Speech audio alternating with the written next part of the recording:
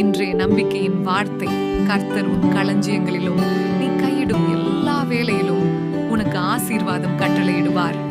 உபாகமம் அதிகாரம் 28:8.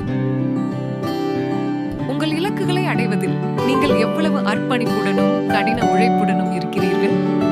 அல்லது உங்கள் சோம்பலி நிமித்தம் வேலை செய்யாமல் இருக்க சாக்கு போக்கு சொல்கிறீர்களா? சோம்பலான கைகள் மனிதனை ஏழையாக்குகிறது என்று வேதம் சொல்கிறது. நம் வாழ்வுக்கான கடவுளின் திட்டத்தில் வேலை இன்றியமையாத பகுதியாகும். உத்தமத்தோடு வேலை செய்யும்படியும் நமது அதிகபட்ச முயற்சிகளை கொடுக்கும்படியும் கர்த்தர் நமக்கு கட்டளையிடுகிறார்.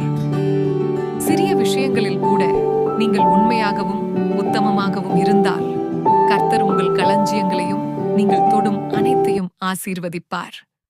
ஜெபம். கர்த்தராகிய இயேசுவே, என் பணியை குறைபாடற்ற முறையில் செய்து வெகுமதியை பெற எனக்கு அருள் புரிவீராக. ஆமென்.